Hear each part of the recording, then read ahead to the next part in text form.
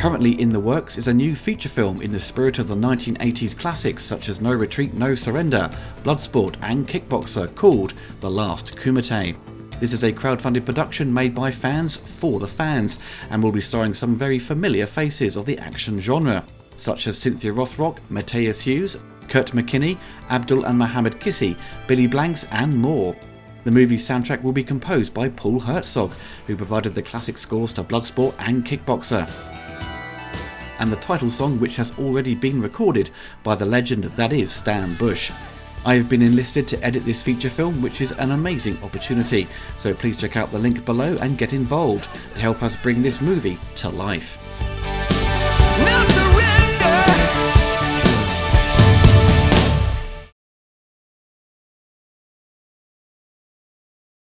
I'm gonna do everybody a favor. Leave, just go somewhere else. Do it right now, or I'm not gonna be able to stop what'll happen. What about Clyde? What about this place? You're making it much worse for her than it was ever supposed to be. If you care for her, you'll go.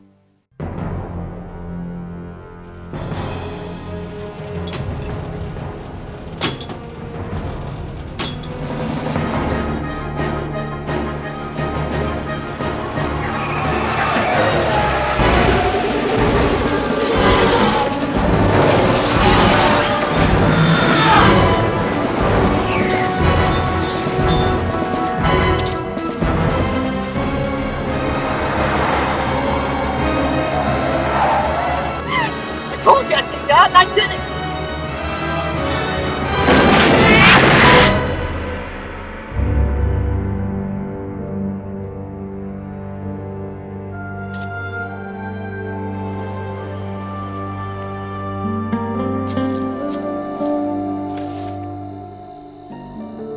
How come you've got a gun?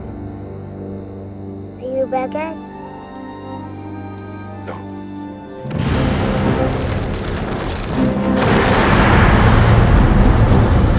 How are things going with Mrs. Anderson? She's a little hard-headed, but I think we're gonna work it out. We're going to need her parcel. It's 120 acres right in the middle of the whole development.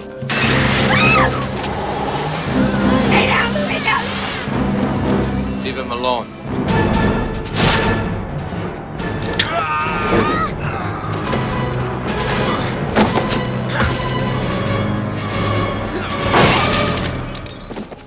Who are you? He's my friend. His name is Sam.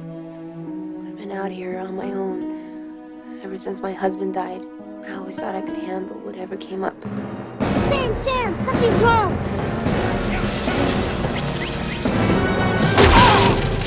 You're not from around here, are you? Why don't you just leave her alone? For everybody's sake, just get out of here! Why'd you let him go? If I see you near her or the children, I'll kill you. And I'll tell you, when push comes to shove, you're not going to be dealing with some little tin badge local sheriff guy. You're going to be dealing with me.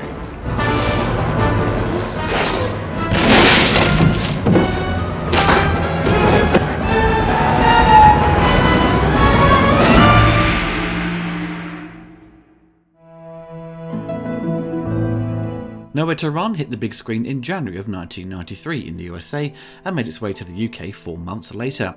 Produced for a modest budget of $15 million and directed by Robert Harmon, best known at the time for his feature debut The Hitcher. The film would gross just over $22 million in the USA, making its budget back and a bit of a profit, but thanks to Jean-Claude Van Damme's popularity in the international market, it earned an extra $41 million with a worldwide gross of $64 million, making it a big hit for Columbia Pictures. Critically, it wasn't received well, which was common for Van Damme's movies. Roger Ebert gave it 1.5 stars out of 4, saying Van Damme has specialised in kickboxing and martial arts pictures up until now. This is the kind of movie that is so witlessly generic that the plot and title disappear in a mist of other recycled plots and interchangeable titles. Nowhere to Run gives Van Damme a few quiet conversational scenes, almost too quiet, since he seems reluctant to speak up. Rosanna Arquette is rather thanklessly used in the film, but shows a quiet grace that should have served a better script. The Washington Post was just as negative. saying a shameless, uneventful rehash of the classic western Shane. Nowhere to Run miscast Jean-Claude in the old Alan Ladd role, an outlaw outsider gradually drawn into both unexpected familiar warmth and predictably violent conflict with the greedy land baron. Even the Mark Isham score seems perfunctory. Director Robert Harmon showed promise with his 1986 debut The Hitcher, but he's apparently out of his element downplaying the action for the feel-good romance. If this vehicle were a car, it would be pulled over for going too slow. Writer Joe Eszterhas would later say the script was taken and destroyed, and also it lost its sensitivity, it lost everything. I don't like to remember that movie. Van Damme later said the script was not that good. The writer told me he was going to fix everything. I was in his house, he shook my hand, he promised me, but he didn't fix it. When it comes to the action genre, it generally finds its biggest audience when it comes to home video. And Nowhere to Run was very popular and gained a strong following, and to this day many have gone back to it and appreciate what it was trying to do, and also re-evaluated Jean-Claude's performance, which many consider one of his best at the time. With the film holding back on the traditional fight scenes Van Damme would find himself in, there are no high-flying kicks from him as he dials back his usual traits to focus on a more measured acting performance, which resulted in Nowhere to Run becoming a cult classic.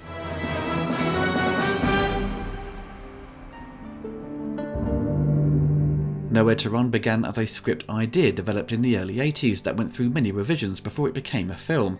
The original script was called Pals, which was developed by the late Richard Marquand, who had directed The Return of the Jedi. He brought the script to producer Craig Baumgarten, who would later work on Hook and Universal Soldier. Richard was introduced to writer Joe Eszterhas, who would later write Basic Instinct and Showgirls.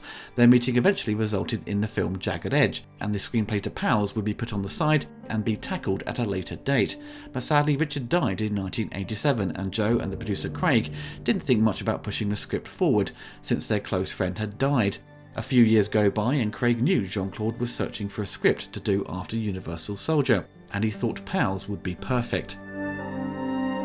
At this point in Jean-Claude's career, he wanted to broaden his range, focusing more on character relationships, while retaining the exciting action sequences his audience expected, and the Pals script would provide him with that opportunity. The script by Richard Marquand and Joe Eszterhas was more of a serious drama with some action elements, but with Jean-Claude attached, the action would need to be spiced up. The producer went searching for a director and thought Robert Harmon would be ideal. Robert was known at that point for turning down many projects. He was very picky on what film he would get involved with, but the producer was surprised when Robert agreed to do it. The script would be revised by Randy Feldman, best known at the time for Tango and Cash, and Leslie Boehm, who would later write Daylight and Dante's Peak. For the cast we have Jean-Claude Van Damme, who plays Sam. Jean-Claude's career at the time was on the rise, having just starred in the big blockbuster Universal Soldier, which was his most successful film to date, earning nearly $100 million worldwide, and was a huge hit on home video. Once seen as a star of B-movies under Cannon Films, he was now working with the big studios and would soon be under contract with Universal Pictures for a 5-picture deal, kicking off with Hard Target. Rosanna Arquette plays Clydie, who lost her husband and is struggling to keep her property down to the local developers harassing her to sell her land. Rosanna is from a famous family, with her siblings also being working actors. She at the time sung Van Damme's praise with his performance, but later admitted she didn't enjoy working with him, and she only agreed to the part as her options were limited at the time. She did say in an interview with the Guardian newspaper from a few years ago that Sam's role was originally considered for Mel Gibson. Kieran Culkin plays Clydie's son Mike, who has the nickname Mookie. Kieran, as we all know, is the brother of Macaulay. Kieran had small roles in Home Alone 1 and 2, and would later appear in the Father of the Bride films, the underrated Scott Pilgrim, and the popular HBO series Succession. Kieran was a fan of Van Damme at the time and loved Bloodsport, and found it surreal to be appearing in a movie with him. Tiffany Taubman plays Bree, Clydie's daughter. Tiffany seems to have left the world of acting in the late 90s. She had a number of roles in TV series such as Dinosaurs, Mad About You, Star Trek Voyager, and Two of a Kind. Veteran actor Josh Ackland plays Franklin Hale, the head of the development firm who wants Clydie's land and will do anything to get rid of her. Josh is a big actor of theatre and appeared in many popular movies and TV shows. Some familiar movies you will remember him from, such as Lethal Weapon 2, Bill and Ted's Bogus Journey, and K-19, The Widowmaker. Ted Levine plays Mr. Dunstan, who is hired to do Franklin's dirty work. Ted is always great at playing a villain, most notably in Silence of the Lambs and the more recent Jurassic World Fallen Kingdom. And finally we have Edward Blatchford as Sheriff Lonnie Poole, who is in love with Clydie, but isn't getting the affections he desires, and they have this on-off relationship. Lonnie gets involved with the developers to help persuade her to leave her property, but gets jealous when Sam arrives. Weirdly, he looks a bit like Michael Bay in this film.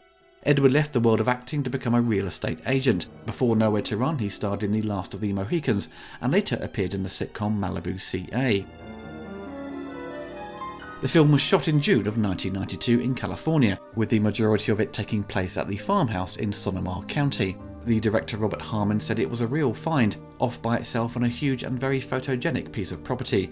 It also eased production issues a bit, as it was easier to film large sections of the script without moving the company around too much. The biggest challenge for the director was the destruction of the barn without endangering his cast. It took a great deal of planning, and especially considering that the sequence involved a falling water tank filled with water. The most technically challenging was shooting Sam's breakout of the bus. The crew had a lot of fun filming the crash, where they devised a rotating camera rig to help emphasise what it might be like on a bus that's falling over while moving forward. After filming on location, they went to Sony Pictures Studios in LA and filmed additional interior sequences. Filming was completed at the end of August. Columbia Pictures had previewed the film and felt it needed more action scenes, and the director Robert Harmon refused to shoot any more. So they phoned up director Peter MacDonald, who was under contract with Warner Brothers at the time, to spice up the action. Peter had directed Rambo 3 and had shot second unit on Rambo 2, Tango and Cash and Batman. Peter spoke with Robert and said, "I will go find some locations where we can shoot these new sequences." Robert wasn't interested and said he wouldn't use any of it. Peter knew the studio would win in this argument, so he went ahead and found a location and shot what would eventually be the bike chase over the course of 3 weeks. This would be the first time Peter met Jean-Claude, and initially Van Damme was a bit troublesome.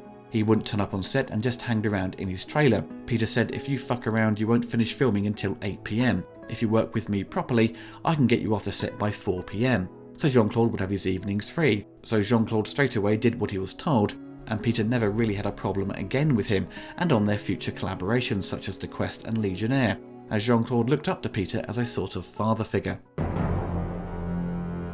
The film opens with a prison bus flipping due to being cut off by a car driven by Sam's friend Billy.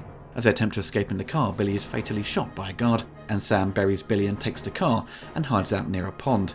Billy left Sam a gift and finds the money from their latest heist in the car's trunk and listens to a tape recording left by Billy before pushing the car into the pond. That night, Sam sneaks up to a nearby house and sees a woman and her 2 children inside. He breaks in but is nearly discovered by one of the kids. He takes a salt shaker and leaves. Mookie thinks it's E.T. Sam returns the following night to return the shaker, and Mookie follows him and finds his campsite. Mookie sees Sam as a friend and doesn't tell his mother.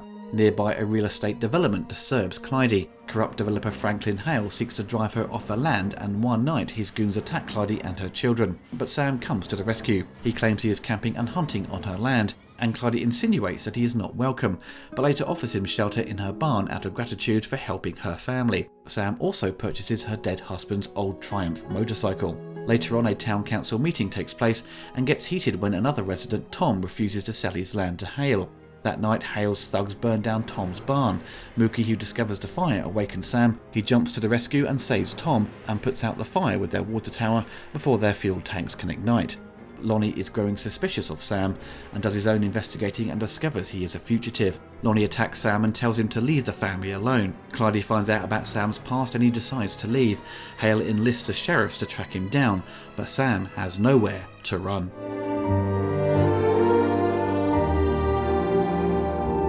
Composer Mark Isham would compose the score to Nowhere to Run. Robert Harmon had worked with him on The Hitcher, and Nowhere to Run would be a different experience for both of them, more mainstream than anything Mark had done before, and an early experience with a full orchestra. Robert would create temp tracks as he could play the guitar that would help Mark come up with musical ideas. Robert liked the music to evolve collaboratively with the composer.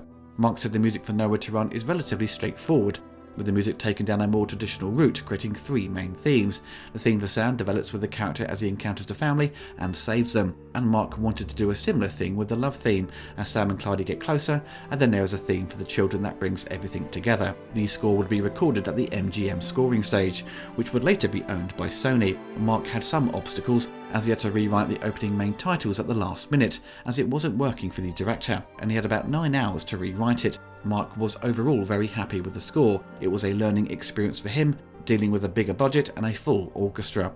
The score didn't come out in 1993, but did eventually get released in 2012 by Perseverance Records in a limited run of 3,000 copies. Though it's out of print, it can still be found online for a reasonable price from second-hand sellers. The score to Nowhere to Run isn't going to blow your socks off, making your list of top 10 action scores, but Marx delivers a solid score that serves the drama, action and emotional angle of the film very well. It feels to me very much like a score to a western. The film obviously shares traits with the movie Shane, so the music follows suit to capture the tone and themes of the story, with this stranger coming to help this family. It's not Mark's most memorable score, or most exciting, but certainly a solid piece of work that is enjoyable and worth grabbing if you are a fan of the film and Mark's work. I saw Nowhere to Run when it hit home video. As I was too young to see it in cinemas, I don't even recall seeing it being advertised in the paper from my local cinema, as I think many of these Van Damme movies had late showings and probably lasted a week or so to make room for the bigger movies. As I've mentioned before in my other Van Damme movie reviews, in the early 90s I was getting into his catalogue of films, picking up Cyborg, Bloodsport, Kickboxer, Lionheart, aka AWOL, and Death Warrant. At this point in time I was big into Universal Soldier, which for a 10-year-old was amazing. Dolph versus Van Damme, what a combo. So stumbling across Nowhere to Run, I had my expectations. Van Damme escaping from the law and kicking ass in his usual fashion, hoping for some crazy action sequences and seeing him make use of his famous split kick, but Nowhere to Run wasn't that kind of film. Nowhere to Run could easily be seen as a TV movie. There's nothing really big in its visuals, it doesn't have any big special effects or crazy stunt sequences that demand it to be a big screen feature. But with the names involved behind and in front of the camera, this wouldn't find itself straight to cable TV or direct-to-home video. The story isn't nothing original, there are many familiar plot elements and even characters you've seen before, so what makes this movie interesting and worth watching? Well, firstly, it's a Van Damme movie, a key factor for sure, and for once he doesn't stick to his usual output at the time. He had appeared in a bunch of movies that didn't demand much from him as an actor. His performances seemed safe for him.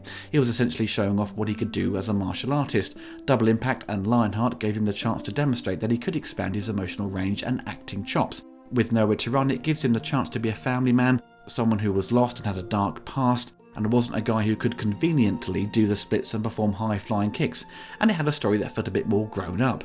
Instead of Van Damme taking part in a tournament, which is fun as hell, but Nowhere to Run showed he wanted more than the usual catalogue of work he was getting, and it seemed the ideal direction for him to go. For the first time he wasn't portrayed as this martial artist who was shown to be skilled. His character Sam could obviously fight and defend himself, but the direction for his character and what he could do was very different to what we'd seen before. It was essentially seeing Van Damme dial back his usual traits as an action star and lead more towards his performance as an actor.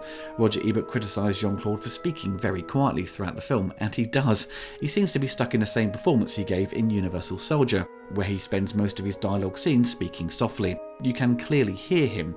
It's not an issue, but his approach was to give a more measured performance that showed he was more emotional and posing in a way to show that he is thinking and taking his time. He doesn't really let loose and raise his voice until the action kicks in. I think with some of the more confrontational moments outside of punching, he could have demonstrated more anger in his attempts to protect the family to show he cared, and will do anything to protect them as he looks for redemption for his past. Rosanna Arquette, who is a great actor, just sails through the film with little effort and nails her role, playing a mother who is broken from the loss of her husband, trying to move on, trying to find comfort with Lonnie, but isn't fully invested to be with him, which you can't blame her as his character is a total knob. And meeting Sam, things turn around for her. She feels protected and has someone to rely on, but she ends up falling for a guy who has a troubled past, who hasn't been honest. So she has this emotional rollercoaster of a ride throughout the film, and despite her taking the role for the money, she brings an honest performance to the movie.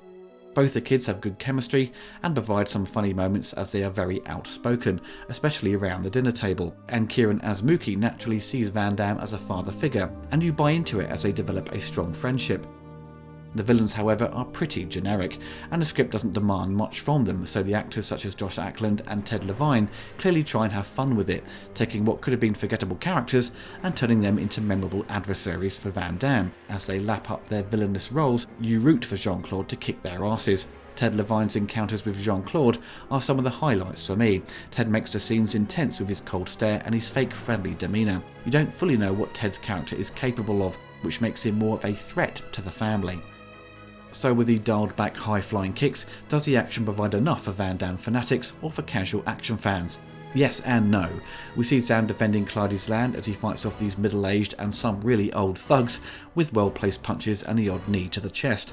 Robert Harmon puts the camera in the right place and we see the impact of the hits without cutting away, and when Sam strikes the guy with a piece of wood, it cuts to the camera looking down on the action, which is a great shot. But you do end up wanting more from these sequences. Luckily, the added bike chase spices up the movie to offer some big vistas and stands out in its style compared to the other sequences. Peter McDonald's direction is far more dynamic than Robert Harmon's. Peter captures the scene from many angles to give the chase a lot of energy, making it the highlight of the film. If you imagined Robert getting his way and not including this scene, you would have ended up with a movie crying out for more action, and fans of Van Damme would have been pretty miffed by the underwhelming selection of action on display. The punch-up at the end is intense and exciting, with some great camera work and direction. I love the shot of the gun blast through the wall, and the camera follows it through. Very cool stuff. The final fight between Sam and Dunstan is just non-stop punching, with Ted Levine pulling some funny faces as he gets punched repeatedly. As a kid, I was just hoping Van Damme would at least throw one cool kick to finish him off, but sadly, no. That's what the action needed. It needed more than just punches and Van Damme using the odd item he could grab to use as a weapon. Robert Harmon has a great visual eye, being an experienced photographer, and the hits have showed he can capture landscapes and action scenes with great scope, and Nowhere to Run continues that trend. With the film's warm colour palette, it takes on a dusty orange look. David Gribble, who photographed the film, also worked on The Quest, which also takes on a similar warm look. These style works wonders, especially with the actors cast in shadow with the lush landscape in the background. With the Hitcher being shot in the scope format of 2:3:5:1, the aspect ratio for this film makes use of 1:8:5:1, which was probably done to get closer to the characters for this more intimate story, but it could have benefited being in scope to show off the location and give the film a bigger look, to show how isolated Clyde's house was and the grandness of the land she owns. Nowhere to Run is an entertaining movie that is competently made. It delivers a good performance from Van Damme. It showed he can do more than just doing the splits and portraying a two-dimensional hero. He could perform in a film that had dramatic and romantic elements that didn't feel too cliched or forced. Yes, the story is nothing original, and Jean-Claude whispers a lot, and sometimes looking a bit emotionless throughout, but he showed he can take on more challenging material than his fellow action stars, with the likes of Arnold Schwarzenegger and Dolph Lundgren sticking to what they know best. Despite Jean-Claude trying to do something different than his usual output of work, you do have a great sense of a missed opportunity, mainly down to the action. Perhaps it was a little too early on in his career to hold back on what he does best. This sort of story would have suited him at an older age, but that doesn't take away too much from it. This familiar plot still works well, and the performances make it worthwhile to revisit. Not entirely recommended if you want the more traditional Van Damme action, but certainly worth it to see him try something different, and to be surrounded by seasoned actors to give him more credibility. At roughly 90 minutes long, it whips along at a good pace, it's easy to watch, and objectively, it's a lot better than some of his later efforts throughout the 90s.